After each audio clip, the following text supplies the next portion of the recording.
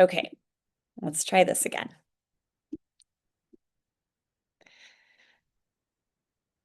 So a few weeks ago, I was reviewing the course content for an online course that I was part of, and I saw that there was a second talk I was supposed to give on private practice strategies.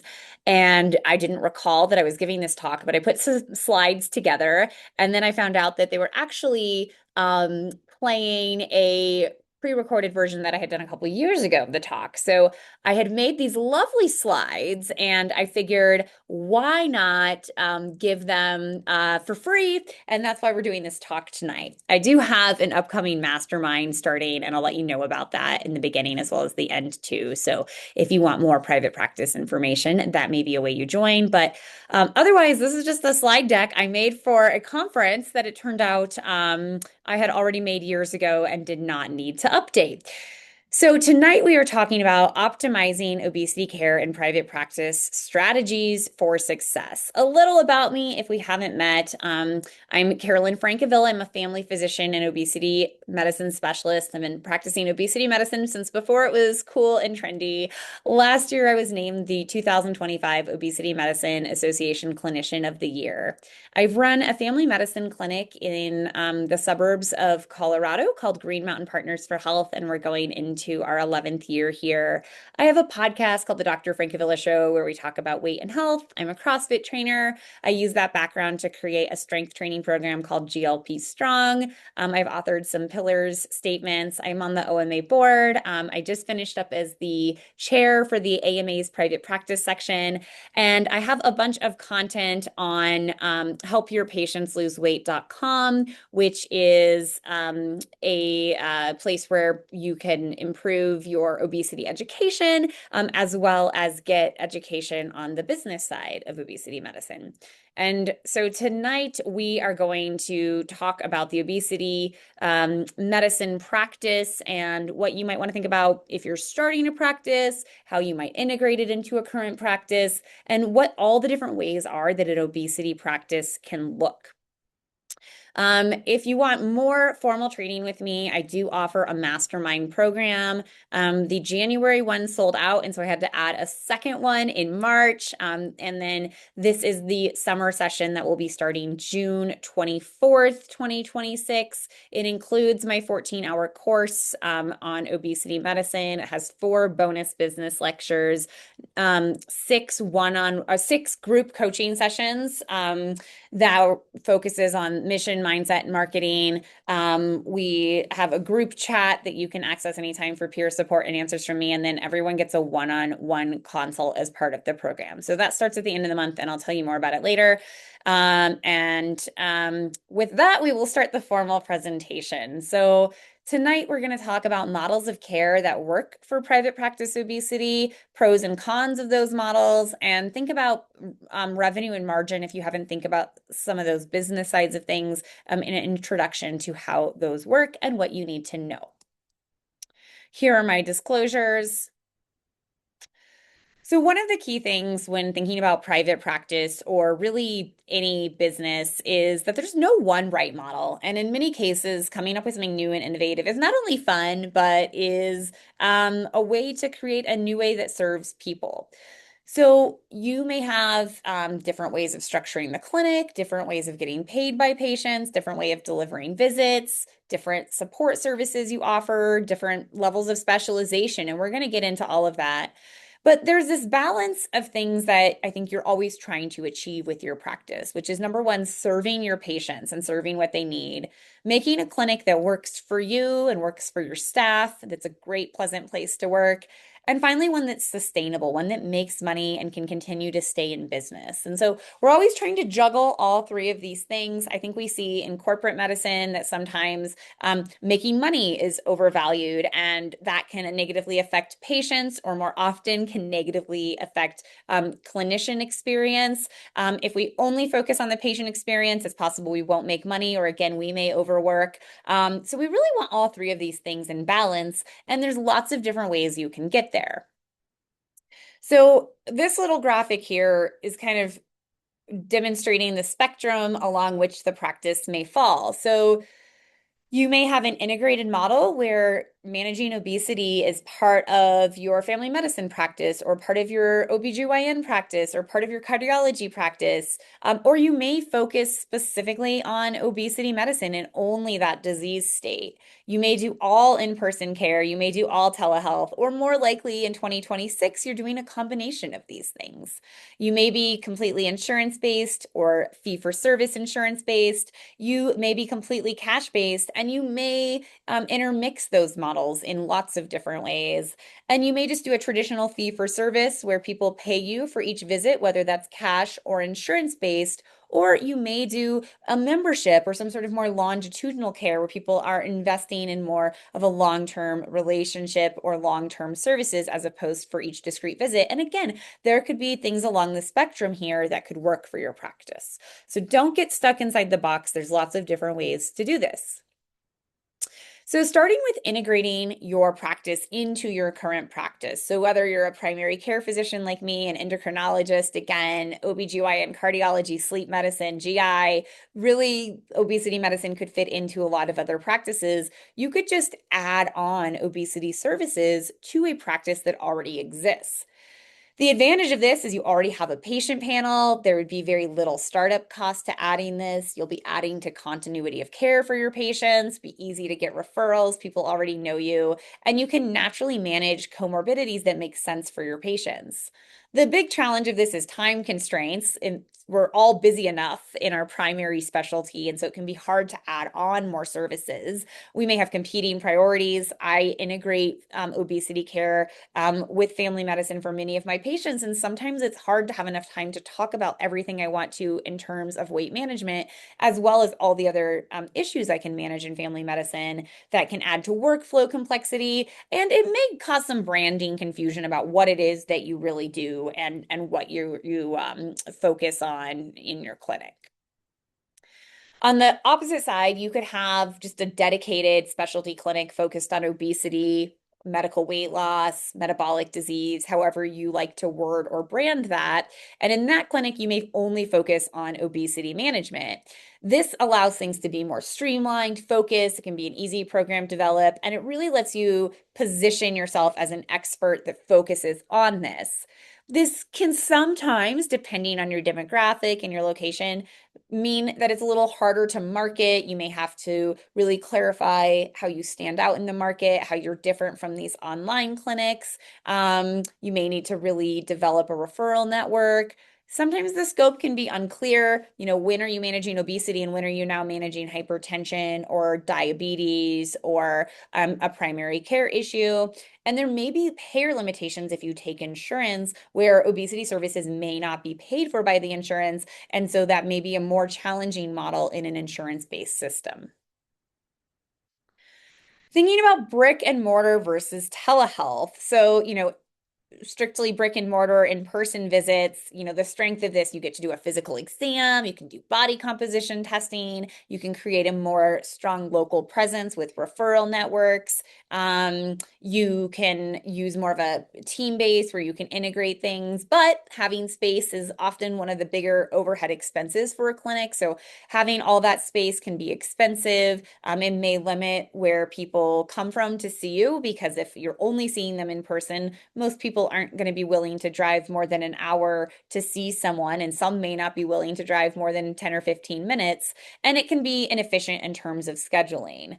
Um, if you're doing telehealth only, this of course can be very convenient for patients. Most people can get away from their life for 15 or 30 minutes to do a telehealth appointment. The overhead is quite low. You're able to serve a larger patient population. Keep in mind with telehealth, you can only practice medicine in the state you have a license in. And so that is a consideration that even though you can expand the people you serve, you do have to have a license to treat the patient wherever they are at. So, for example, I'm in Colorado. If I'm seeing a patient by telehealth, I only have a Colorado medical license. The patient also needs to be in Colorado for me to be able to see them, right? So you can't just suddenly see people everywhere. I think most people know that at this point in time. This can really allow for flexible scheduling, and it's much easier to get people to follow up on a regular basis, in my experience, when you can offer telehealth as an option. Again, that limitation of, the state licensing, you can't just see everyone, or you'll have to get licenses in a lot of different states, which can be expensive and logistically challenging. Technology barriers, not everyone has internet access, not everyone is comfortable utilizing technology, not everyone wants to utilize technology to see their clinician. Limited physical assessment, which could even limit your ability to diagnose obesity. We're relying on patients to give us an accurate height and weight. We may not be able to as accurately measure like central adiposity or body composition. And although currently we are legally allowed to prescribe controlled substance on a national level without seeing someone in person, that is a waiver that has been occurring since COVID. It looks like it's going to continue indefinitely, but that could go away at some point. And then, just in terms of good prescribing practices, I personally think it is ideal to see someone in person before you prescribe a controlled substance. So that may limit what you feel comfortable with there. Of course, it's not one or the other, so you certainly could do a combination of both. And I think that, that suits a lot of people well. This is something that we've done in our clinic since pre-COVID. So, I think telehealth is very, very helpful to help with follow-ups, to see people more frequently, but seeing people in person for their first or second appointment to get blood work, do body composition, do physical exam like blood pressure, a skin exam, looking for things like acanthosis, feeling for enlarged liver. There's a lot you can get from that exam that can be helpful, and having that flexibility lets you serve the most patients. And I think often perform the highest quality of medicine, but certainly you don't have to do that, right? But so, combining it is often the best of both worlds for a practice. Insurance-based versus cash-based. This is one of the most common questions I answer when I do consults and when I'm helping people design their obesity medicine practice. Um, so, of course, taking insurance can have challenges, but it does have advantages. It often lowers the financial barrier for patients because they may have a low copay or may have hit their deductible. And so it can be more cost effective for the patient to see you. You can certainly build a large referral base if you're taking insurance. It's easy to network with other clinicians who take insurance, and they can refer patients to you. When patients are in that insurance system, they tend to like to stay using their insurance. So if they saw an endocrinologist or an OB/GYN who wants to recommend you, and they were able to use their insurance at their OB/GYN office, and the OB/GYN can say, oh, yes, this clinician takes insurance, then that is an easier referral than, oh, that this person, is cash pay. So it can help your referral base. It can create easier access for lots of patients. And I think from sort of a political standpoint or an ethical standpoint, it really does let us treat obesity like a regular disease in the traditional model, just like we would treat hypertension or depression or anything else. Of course, as anyone who has taken insurance or used insurance as a consumer knows, there's a large administrative burden with insurance. It's hard to get people meaning insurance companies to pay you timely. There's issues with down coding nowadays. They may reject your claims. So there's a large administrative burden that can add to your cost of running your business. Prior authorizations, you're going to probably have to deal with those either way, because even if you don't take insurance, if possible, your patients are going to want to be able to use insurance for their medications. Reimbursements are quite low, unfortunately, in many markets right now with insurance, and you have minimal negotiating power as a private practice, unfortunately. There's more documentation complexity in order to be able to bill insurance. You have to meet your coding level and have that all documented in your note. And this often leads to shorter visits in order to be able to operate in this insurance model. The cash model, or what is more commonly being called a direct pay model now, gives you much more flexibility with setting prices, how long you want to spend with patients, what services you want to offer. It certainly simplifies operations. You don't have to collect insurance information. You don't have to send a super bill out. You don't have to follow up on that super bill. It can allow you to often provide more personalized care, and it can let you do more creative things like bring in gyms or teaching kitchens or whatever you would like to offer for that direct pay option.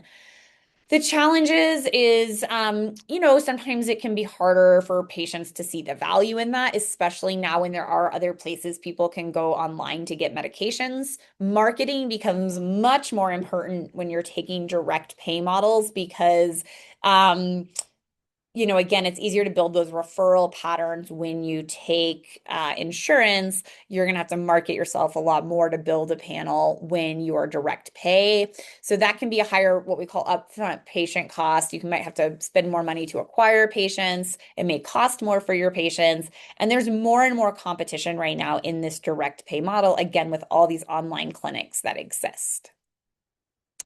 There are certainly hybrid models that exist. So you might be able to add on additional services to insurance that you charge for. You might be able to offer patients body composition testing or courses or some sort of enhanced access.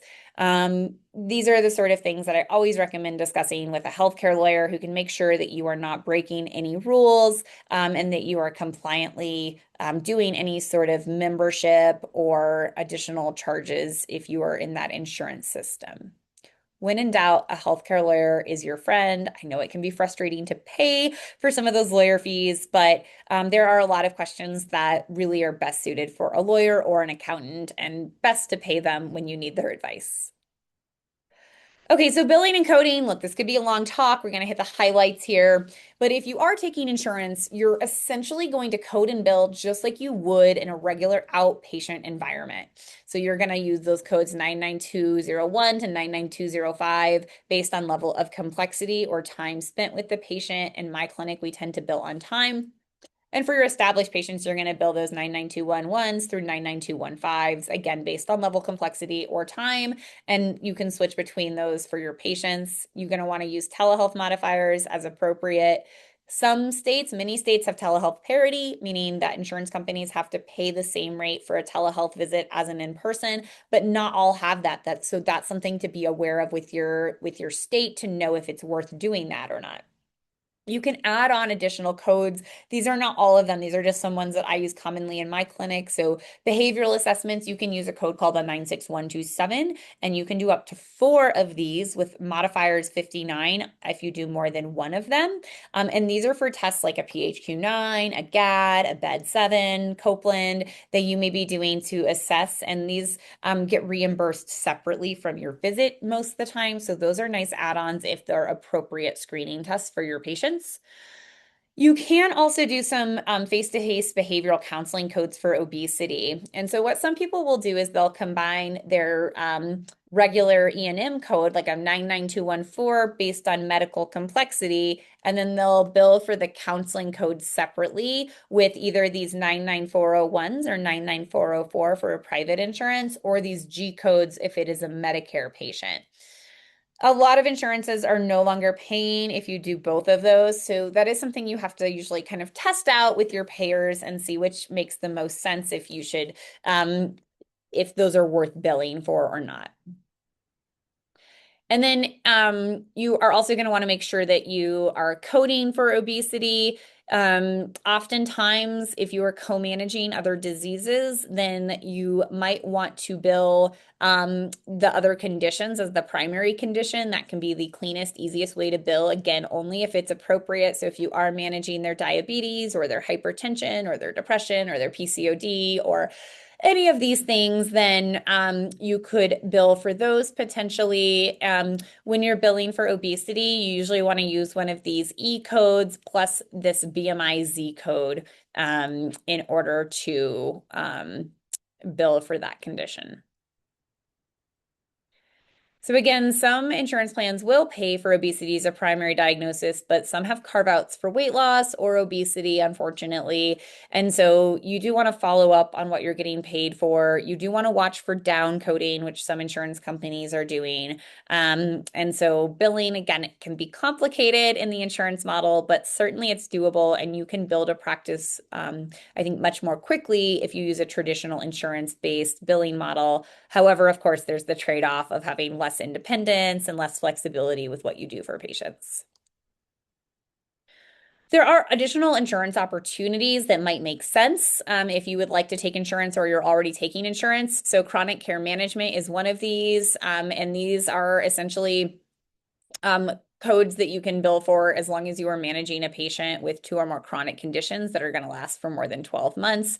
So, most of our patients in with obesity medicine are going to have two chronic conditions because they already have obesity plus something else. Remote patient monitoring is another way that you can add additional revenue and insurance model. And so these are devices that essentially are given to the patient, you bill for them, and then you bill for monthly monitoring. And you can use RPM for weight, blood pressure, glucose, activity level, and sleep metrics. And so this can help with patient engagement, patient adherence, as well as be an additional revenue source. But you do need to have a big enough patient panel that it makes sense to make the workflows for remote patient monitoring. And there are companies out there that can help implement this. In a fee-for-service model, taking cash, meaning you are a direct pay, patients are paying you for directly, but it is a pay per visit. That is one way of taking cash. So fee-for-service simply means that people are paying you for each individual visit. Sometimes people call insurance fee for service, but fee for service does not have to be insurance based. Most insurance in the US right now is fee for service, but you can have cash fee for service too. I hope that makes sense. It just means you're paying per visit. This is a simple structure for billing. It can allow for flexible scheduling. It's a lower commitment for your patients. And then in this model, you can give your patients a super bill where you put the coding down and they might be able to submit that to their insurance plan for at least a partial reimbursement. So that can be a great entryway also if you are not able to take insurance yet. Maybe you're not credentialed, you're not planning to take insurance, but you have lots of patients who want to at least use some of their insurance benefit. This can lead to less predictable revenue because if you don't see people every month or on a regular basis, then you're not generating any revenue seeing them. You may have lower retention because people are only going to come in when they need something and they don't want to pay if they don't feel like they need something from you. And so it becomes a little more transactional. You could also do more of a membership model or a package model, which we'll get to. But in the membership model, essentially, this is a monthly rate, right? They're paying $150 a month, $200 a month, $1,000 a month, whatever it is, to be part of your program. This leads to more stable revenue. So even if you take 2 weeks off in a month, your revenue should be the same. You might be able to set up other things that are helpful for your patients. For example, the ability for your patients to directly message you. You may have more accountability for patients with this, better retention, and more longitudinal relationships. But a lot of patients feel like they already have a lot of memberships or subscriptions. So that can be a drawback for some people, especially with the economic challenges some people are facing. Maybe harder to get people to sign up initially, and then you have to have some sort of system to bill the membership so that you're not having to do that yourself every month for people. You could also do a package. So a package model, you probably want to do at least a 6-month package. Personally, I'm more towards a 12-month package when it comes to weight management because that's really where people are usually going to start getting close to maintenance is around 12 months for many patients. And usually you have things pretty dialed in. I think shorter than 6 months, you probably won't have accomplished much for your patients. But this can give you, a clear outline of what you're delivering for the patient in this time period. You can get upfront revenue. You have a defined patient journey. And again, the marketing for this may be more clear as opposed to an indefinite membership. You don't want to overpromise outcomes in that time period. And then, obesity is, of course, a chronic disease. So you need to have a plan for what happens after they've done this program with you. Do they go back to a PCP that continues the medicine? Do you have another tier of a less intense, more affordable program for them for maintenance? So, of course, we just want to make sure we're thinking through obesity as a chronic disease if we're offering a package model. You might offer really special executive programs, a lifestyle reset. So you can really do some fun, creative things with packages for your patients. So, what model is right for you? Again, going back to that juggling the three balls earlier, which is what makes sense for your patients, what makes sense for you, and then what's going to be sustainable. Thinking clinically, what type of care do you want to deliver? How much support and coaching do you want to provide for your patients? Do you want to be more accessible? Do you want to offer more? Or do you want it to be a little bit more of a standard fee-for-service insurance-based clinic? Operational, what staffing do you have available? How much staff do you want? How much office space, if any, do you want? How scalable do you want it to be? Do you want it to be a micro practice where it's just you forever? Or do you envision a team where it's you and five other doctors, or a team of NPs and PAs, or a team of dietitians and health coaches? So what sort of thing do you have in mind? Where are you trying to get? The lifestyle to me is so important. One of the greatest things about having my own practice is having that flexibility with my schedule. Although, I'm giving a talk on a Friday night, so some might have to question my choices. But you get to make your own schedule when you have your own practice. And so how important is that to you? Is that the main thing? Is that less of a priority? Do you want to be able to work from home and do more virtual care? Do you want to get out of the chaos of your home and have a beautiful office that you get to go in? So what's important to you to feel satisfied? Because that's the main reason I find people leave employed medicine is they want more flexibility in their life. And then financial, what are your revenue goals? When I coach people individually, as well as in the mastermind, we always start with like, how much money do you need to make and how much money do you want to make? And then we work backwards from there to figure out how you get there. So what is your goal? Some people are starting these more as a passion project later in their career. Some people are hoping to make a certain level of income. And so you need to know that as you're developing your model. How much administration do you want to deal with? If you have very low threshold to deal with administrative burden, then you may not want to deal with insurance. How much predictability do you like? Memberships are going to give you a lot more predictable income, but you do have to build to get there. So these are just all considerations as you're trying to figure out what model makes sense for your clinic. So this is a quote I share, I think, in all my business lectures, which is business is simple. There's just two rules: make more money than your business costs to run, otherwise known as a profit, and then don't break any laws to accomplish number one. I promise it really is that simple. And when your business gets overwhelming, go back to those two things. So when we talk about making money, this can feel uncomfortable for many clinicians, and this money mindset is something I coach on in the mastermind. But if you do not make money, you'll go out of business and then you can't help people. So your business needs to be sustainable, right? So one of the concepts here is margin versus profit. So profit is the amount of money you get to keep after subtracting all your expenses. And so, that's everything from your staff to your office space to marketing and all of that. So let's say you bring in $500,000 for your clinic, costs $200,000 to run. Your profit is $300,000 a year. So that's like the bottom line. That's how much money that you have as profit. Margin is how you can think about as sort of like the efficiency of that profit. How much did you make off of each individual service that you were offering? So how much of every dollar of that revenue turns into profit? So to do this is more of a ratio as opposed to a total dollar amount. So you're looking at your profit margin is going to be your profit divided by your revenue times 100%. So if your profit was that $300,000 that we talked about, your revenue was $500,000, your profit margin was 60%. You kept 60 cents from every dollar you brought in. And so you can calculate this for different services that you're offering as well. But essentially, higher margin means you're retaining more revenue.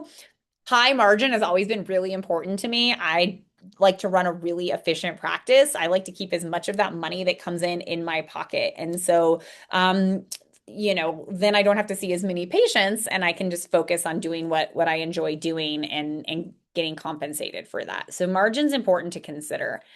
So this slide is kind of interesting because it shows you how other people are thinking about you a bit when you're employed, but also how you need to think about things when you're offering a service. So in this case, we're going to think about the service as being three different types of clinicians that might be in the practice. Okay. So let's say you're adding a team member to your clinic and you have three team members to choose from, or that you could consider adding. We'll just assume that this is an insurance model, perhaps where revenue might be a little bit more fixed based on the type of degree you have. Okay. So your physician to have them in your clinic, to give them an office space and an assistant and insurance and all these things. Let's say they cost $60 an hour just to add them to the team, have EHR access, all that, right? And let's say you're going to pay them $150 an hour. So they're $210 an hour to have, right? 150 for them, $60 to support them. And let's say they're able to generate $400 an hour for revenue. So your profit margin, if for adding this MD to your team, would be 47.5%. Let's say you are going to add an FNP instead, same overhead to have them in the office. You're paying them $90 an hour. And so, and again, these are just numbers. This is not saying this is the amount anyone should be paying. Okay. I just made numbers for the exercise of math. So please, nobody be insulted at these numbers. Okay. Um, or any feelings about these numbers. They're just math for the sake of this exercise. So the NP would be $150 an hour. They can say generate 320 in the insurance system. So their profit margin would be 53.1%. And then let's say maybe you're going to add a dietitian instead to your team. Clinic expenses the same. You're paying the dietitian $50 an hour, so they're 110, but they're only able to generate $280 per hour. And so their margin ends up being the same as the NP at 53.1%. So this is just to help you think through the difference between margin and profit because it looks like having this physician on your team makes you more money. But if you actually look at the expenses, that would be the least profitable person based on these projections to add to your team. So you want to think about things, whether it's adding meal replacements to your clinic, adding a new team member to your clinic, adding a new technology to your clinic. What is the profit margin? How much do you make for the effort and expense that you're putting into this service? So margin is, I think there's a word missing here. Margin is more important than gross revenue, right? So you want to know what your margin is for each visit, how much it's costing you to do different things. And you might even break this down based on new appointments, follow-up appointments, coaching session, nutrition programs, membership.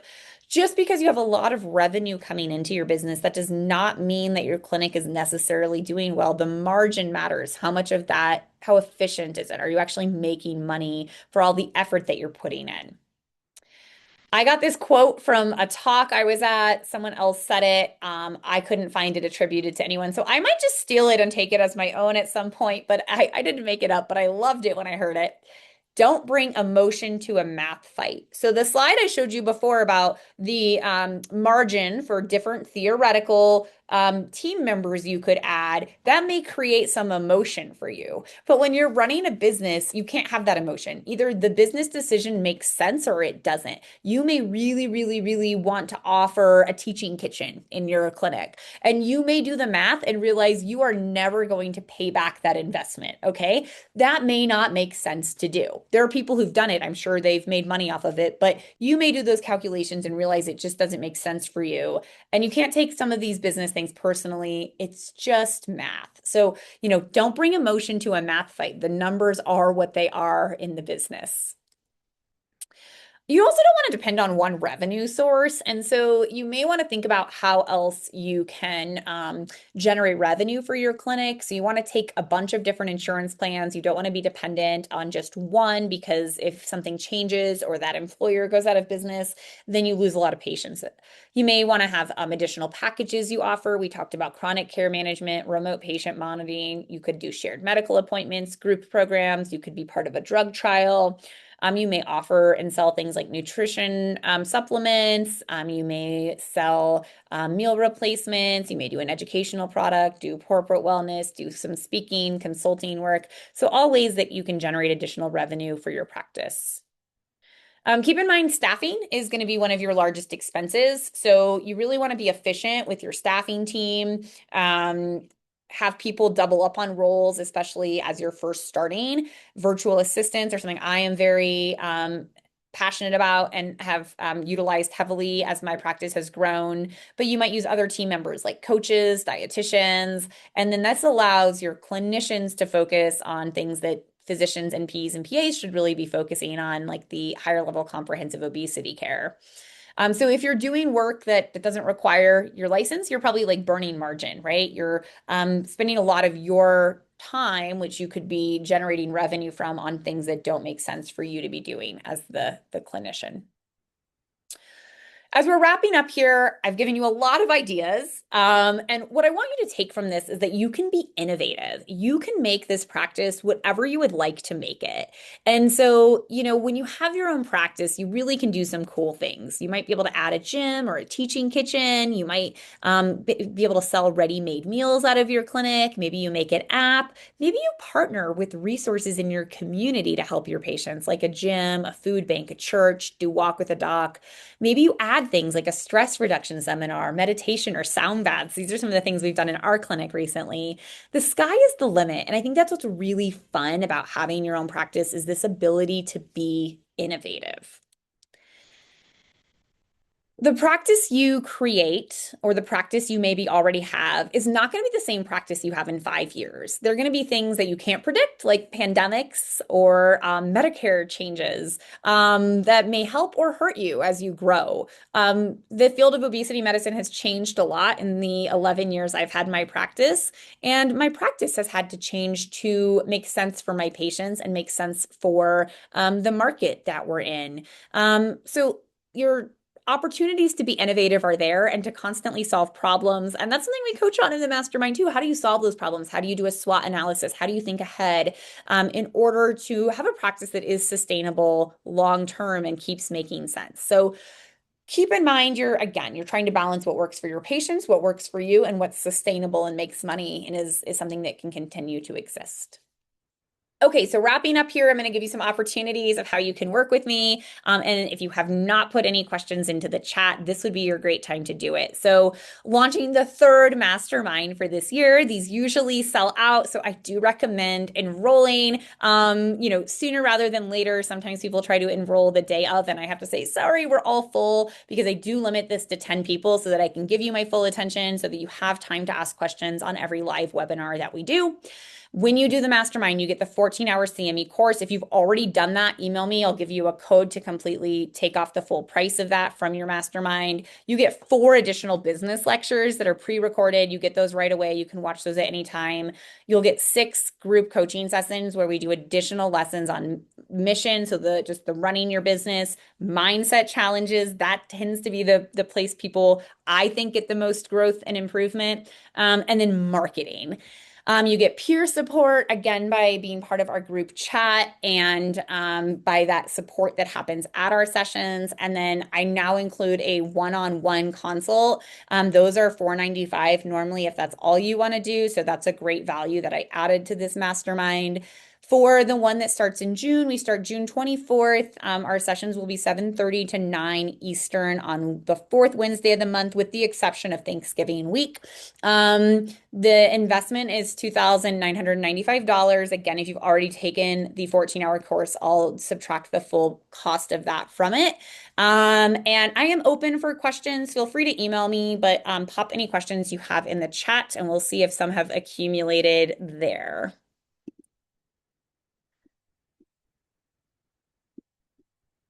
All right, let's see. Oh, and I know someone asked about the bridge program online, so I'll talk about that as well. Yes, okay, great. So that was the first question is about the bridge program. So before this is a very specific question, but for those of you who don't know, there's going to be a huge opportunity for our patients and for us as clinicians, which is this bridge program. This is an 18-month program through the Centers for Medicare and Medicaid, CMS, and essentially Foundayo, Wegovy, and Zepbound for the treatment of chronic weight management are going to be covered for patients on Medicare for $50 a month. There is a special PA process, and they have put out this PA form. However, you cannot submit this form yet. So that was the question about if it's in Cover My Meds. As far as I know, it's not in there, and you cannot submit this form until July 1st anywhere. So I don't think it's worth your time other than collecting any data and making sure you have the correct information available. There's that information is available, but you cannot, as far as I'm aware, submit the prior auths for that yet. But this is a great opportunity to grow your practice and to serve people if you were taking Medicare. And happy to answer any additional questions about that. Let me put this link for what this prior auth looks like in here. That's it? That long talk, and that was the only question? Wait, let me see if there's any in the chat. No. Okay, well, this is your chance to ask me anything. Pop it in the chat or in the Q&A. And then again, feel free to email me at drfrancavilla@gmail.com, or if you are interested in the mastermind, you can apply at the Help Your Patients Lose Weight, and then I can give you that link if you're like, oh gosh, I know I want to do this. This is what I need to get started. The people who've joined the mastermind, so I actually don't even know how many sessions I've done at this point. I think this is the seventh or eighth, maybe mastermind. Maybe it's been more than that at this point. Sometimes it's people who are thinking about starting a practice in a year. Sometimes it's people who have just started a practice or are planning to start it in the next few months. And sometimes it's people who already have an established practice and want to level it up. So all of those are appropriate for the mastermind. And if you're not sure, again, you can fill out that application or shoot me an email. Again, if you know that this is the next step for you, you can register. Okay, couple more questions. For a cash pay practice, specifically telehealth, do you have any suggestions for the best way to market? Yeah, that ends up becoming the biggest thing. If it's just telehealth, there's a couple ways. You can spend a lot on ads and do a lot of search engine optimization, which can be expensive, and do Google ads and pay directly for that. You can build a brand on Instagram or other social media. But even if you're all telehealth, networking is still going to be often the most efficient way to build, which is, going into clinics, networking with clinicians and then asking your patients to write testimonials and help support. That is a really short answer because, we do hours of marketing work in the mastermind, but you do have to do a lot more marketing on the telehealth side. I think developing personal relationships with referral sources is one of your best bets because there are big telehealth companies online right now, right? And so it can be a little hard to compete for them, and they're spending a lot on marketing. So developing relationships with clinicians that can refer to you probably is still your most efficient way, whether you're in person or telehealth. All right. Well, I'm glad that was helpful. Thanks for the kind words in there. I don't see anything else in the chat, so I'm going to go wrap it up. Enjoy my Friday evening. I hope you all do the same. And please reach out if I can help you at all.